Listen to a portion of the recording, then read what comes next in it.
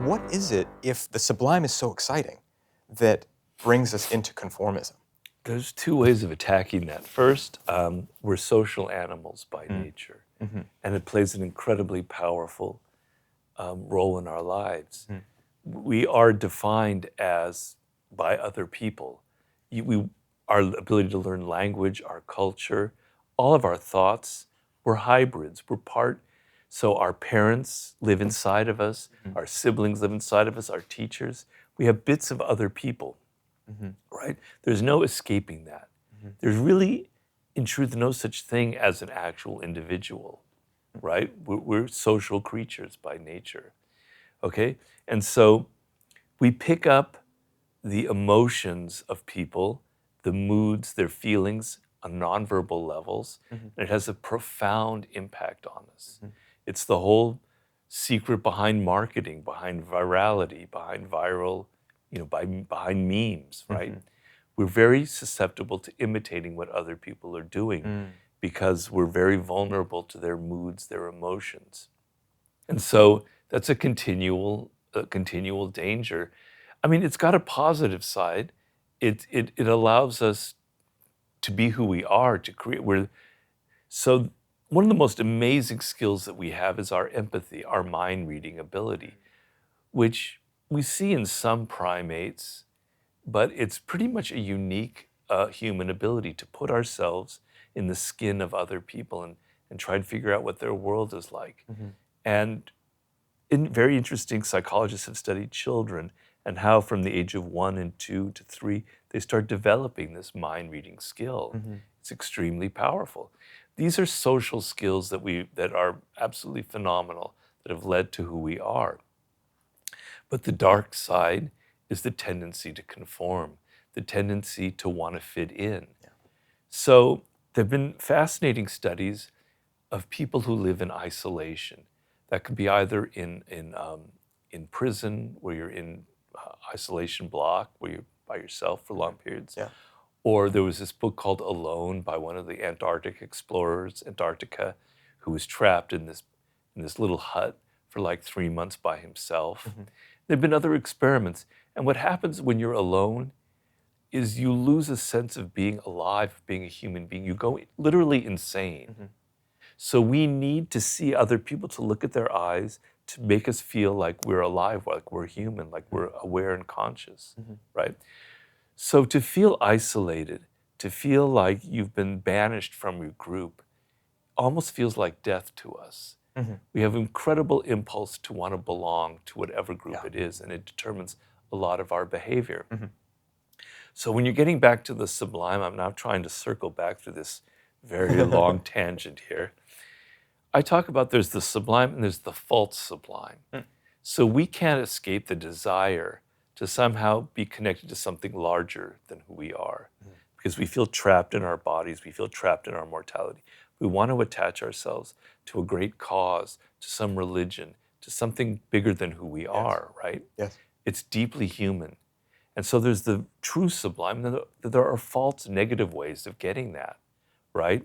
So addictions are, to me, a kind of false sublime, because they give you a sense of, they titillate you, they give you an excitement, Mhm. right? Or a lot of movies are kind of like that. They're manipulating your emotions, they're making you feel like there's something weird, strange out there, but it's not coming from within you. It's like somebody telling you how to think or how to behave. The sublime has to be something active. So the difference between the false and the real is, are you being passive and manipulated, or are you actively engaging in the process? Are you being actively social? Are you using those empathy skills, that mind reading, creating some kind of following or some powerful social movement? Or are you passively just trying to be part of the herd? Mm. So that's, to me, the difference between the two. Mm. How can we know if we're in that active phase, or if we're being influenced, especially as we get so much information these days through, as we've talked about earlier, platforms that are meant to influence us? Well, it's a great question, and if I had the complete answer, I'd be a multi-billionaire. But so the thing is, it's all relative. Uh-huh. Once you you realize at a certain point, maybe it's with age, that there are no hardcore answers. So you're never going to arrive at some perfect truth, at some perfect reality outside of manipulation, right? Because we're always being manipulated, and the whole point of manipulation is you don't realize it, right? So a good manipulator, and believe me, I've written a lot about that. Yeah. If you're being manipulated and by someone who's really smart, you have no idea, you have no clue. You'll go, yeah, I did that because I want to do it. You don't realize the marketing person, the little Machiavellian genius who's knows how to use the 48 laws of power. You don't realize that your will is actually being, you know, the puppet strings are in somebody else's hands, right? So I'm constantly being manipulated, and I write about it. So it's impossible to totally get out of that. But what you want is the moment you think you're this powerful, independent, autonomous individual, that's dangerous. You want to be aware of your own limitations. You want to be aware that you are being manipulated. Don't fool yourself into thinking that you're the one person on this planet that has somehow escaped the news media or Facebook and social media or Instagram or all the other little forces operating on us. You're not. You are being manipulated. And just knowing that you have that weakness, that you have that frailty, that you're human, that it's natural, is almost enough. Because now you have the ability to step back and look at yourself sometimes and go, honestly, is that coming from me or is that coming from someone else? Now, I'm getting back to what I said, you can never know for sure because you think it comes from you and what you really desire when you buy that product.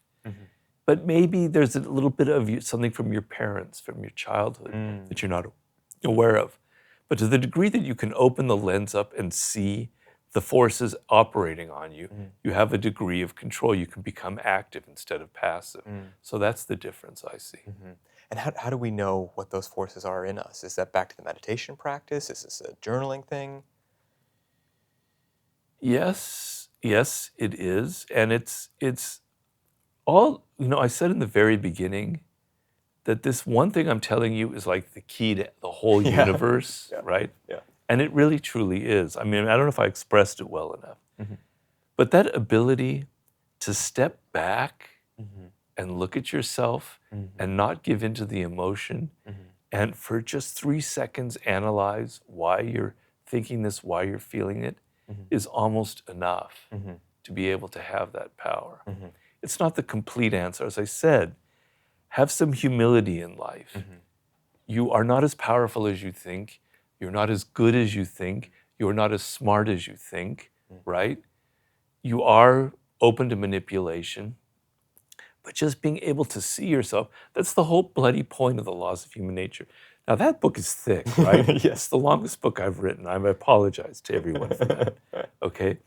But I'm trying to drum this into your head to be aware of the fact that you have these frailties, that you feel envy, that you are self-absorbed, that you can be irrational and stupid, that you're short-sighted, that you have a dark side, that you're aggressive, that you have grandiosity, on and on and on. The only way to get out of those negative emotions is to be aware of the fact that they're in you. Denying it is a sure thing that you actually have the problem. So denying that you're manipulated, denying that you don't control yourself means that you are being controlled, means you are being manipulated. Denial is a very powerful human thing. And Freud said, when the human brain denies something, it is actually unconsciously admitting the opposite. And that's what's going on, okay? So just being able to look at yourself and go, I'm not going to deny it. I'm going to admit to myself that these forces are operating on me is almost enough. Now, how do you identify those sources? That's a whole other issue. I could give some deep thought to that, but just first be aware that it's happening to you and don't think that you're the one exception out there. Yeah. When you wrote The 48 Laws of Power, that book was different, for people who hadn't seen things like it. It took probably a lot of courage to write something like that and to put it out in the world. How did you overcome the the pressure to conform, especially as a new author, you don't have a track record to come out and do something like that? It's a great question. And, there's probably a little bit of illusion where I'm looking back and Yeah. kind of creating a reality that wasn't Sure. there at the time. Because, mind you, I started that book 26 years ago, Hmm. and my brain isn't as sharp as it used to be. So I'm trying and think about it as deeply as I can. But I've always been a very rebellious person, Hmm. and it's not always good. But Hmm. it's why I had 60, 70 different jobs before I became a writer. I didn't like working for other people. People pissed me off. Hmm. I had some terrible bosses. Instead of trying to accommodate to myself, I said, fuck you, and I just left, Yeah. right? I Yeah. was kind of an angry, rebellious kid Yeah. for a lot of my life, Yeah. right? I don't like things the way they are. I want something new. I want something different. I was hungry for that. Hmm. So at the time I wrote the 48 Laws of Power, I was at a very low moment in my life. I've talked about it before. I was in my mid to late 30s. I had no real success in life. And I didn't really have, I had no money. I was living in a small little apartment in Santa Monica. And so there was a bit of desperation there. But when it came to writing this book, and I had a partner who saved my life, basically, Joost Elfers, Hmm. who was the packager of the 48 Laws of Power, a brilliant man, a great designer. When I pitched the book to him, he got very excited. But I had learned in life, one of the laws of power is interaction with boldness, Mm. right? And I had learned in life, in my experiences in Hollywood and all the 80 different jobs, that people who really succeed stand out. Yeah. They're bold. They have cojones, to use an expression. Yeah. You know what I mean, Yes. right? And it applies to women too. They're confident. They feel strong about themselves. They have a point to reach. Hmm. Those who are trying to follow all the trends, they might sell a book, they might make a movie, but they don't have impact, right? Hmm. So I started writing the 48 Laws of Power, and I know power is that boldness itself, right? Mm. And I'm feeling it as I'm writing it, and I'm doing all these research, and I'm getting very excited, and I'm kind of creating what turns out to be a very weird book in the Hmm. structure and the form. There's no other book out there like that, for better or worse, the way it looks literally on a page. Hmm. But I'm doing it. It's just who I am, right? And at a point is reached where my girlfriend at the time was looking at it. And she was going, Robert, I don't know if this is going to sell really. I don't know if people. I go, no. She's usually always right, and I Hmm. trust her opinion. But she was wrong that one time. No, it's going to work. If it doesn't work, I don't care. I tried. I did my best. Mm. And then when we turned the book in to the publisher of Penguin, the editor, who's a very smart woman, she was saying, Robert, this book is a little bit strange. Mm. I think what you need to do is, I think you need to get rid of all of those sections that you have and make it just kind of one continuous narrative. I go, no fucking way. That's not the book I've written, right? Yeah. And And the structure is your signature. yeah. Yeah. And we'd been given a very large advance Hmm. at the time. Hmm. I'm not going to name numbers, but for me, it was a huge amount. Hmm. And so I talked to Joost, my partner, who, as I said, was extremely helpful, a wonderful man. I said, look, if they don't want this book, we'll return the advance. We'll find somebody else who buys Wow. it the way it is, Wow. which was a very bold act on our part, right? And we said that to them, and they backed down, right? So, trying to remember your question originally. Your courage to do something so Yeah, weird. well, because it's, for better or worse, because it's gotten me a lot of trouble in life. I'm not trying to say I'm some paragon, that everyone should follow me. My rebelliousness and my weirdness has gotten me in a lot of trouble before. It led to a lot of non-success. Mm.